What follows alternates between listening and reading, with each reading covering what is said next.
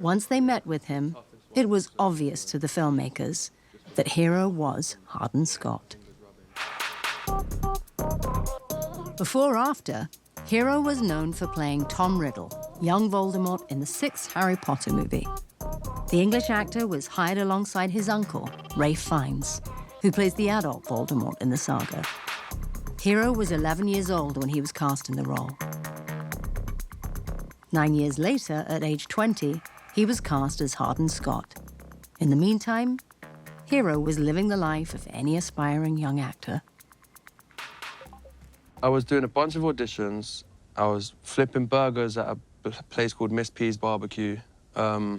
And I'd left school. I dropped out of school the last year of school to try and just pursue acting, and was doing loads of auditions. And I remember the first one I did, I had done like 3 that day, and it was getting to a point where I was just like, okay, hope I don't confuse the other auditions with this one.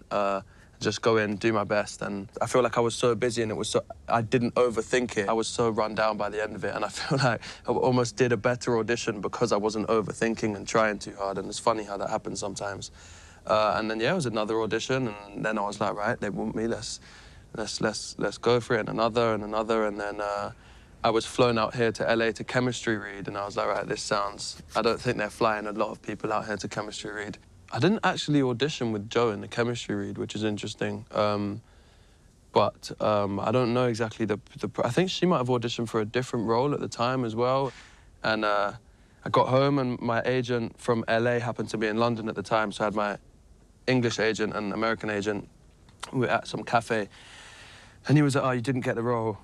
I was like, what? The English agent turned over and was like, well, I knew he was trying to pull my leg. And then obviously he was like, no, you did get the role, and sent me on a roller coaster of emotions. And yeah, I mean, that was history. That was it. It was a surreal process. I remember waking up each morning. It did feel like a dream. And yeah, and it honestly took me like 4 years to finally go like, whew, this is it now, and this is how. But I'm grateful for all of it, every step of the way. And yeah, it's I'll never forget that whole process. It's almost nice to go through and tell you about and revise in my head exactly how it all happened, because it really was like life-changing. So yeah. Finding Tessa was far more challenging. Josephine Langford's name came up later in the casting process. In fact, the film nearly started shooting with a different Tessa. Finding Tessa was more difficult. It was really crazy, because I would think that there would be so many young, you know, blonde, beautiful actresses, because, you know, I did want her to be cast the way that the character was described. Josephine actually read for a different role. She was in Australia, and she read for the role of Molly, and we read her over a video conference. From the moment that we saw her, I was like, that's our Tessa. So I called her agent, and I said, she needs to get on a plane tomorrow and fly out here. And they were like, really? Really? And I said, yes, she does. Josephine was also 20 years old when she was cast as Tessa. Prior to that, the Australian actress had started making a name for herself on Australian TV and in the American horror movie Wish Upon. But Tessa would be her first leading role, a role she knew came with considerable expectations. Long before arriving on set, Josephine was aware of her character's popularity among the book's fans. I felt a responsibility to get it right, to get the character right, for her to be portrayed accurately and not as a two-dimensional good girl caricature.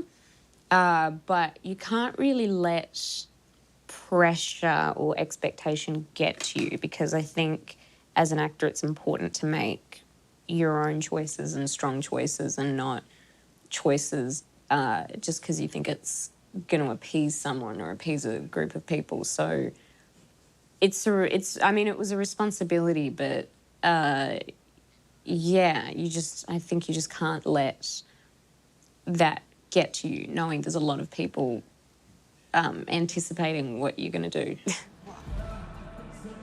Hero took a different approach to understand the essence of his character. Hardin is very rarely like happy, and you know, Hardin when he's not with Tessa, and that's the beauty of the story, is that she brings out of him his best version of himself, and without her he finds it near enough impossible to do that. So it's about him being able to not just rely on her but bring enough to her as well, but also, yeah, find a way to make it work, because for him that's life and death. That's the only thing that matters, and that's what, you know, there's so much passion in the story.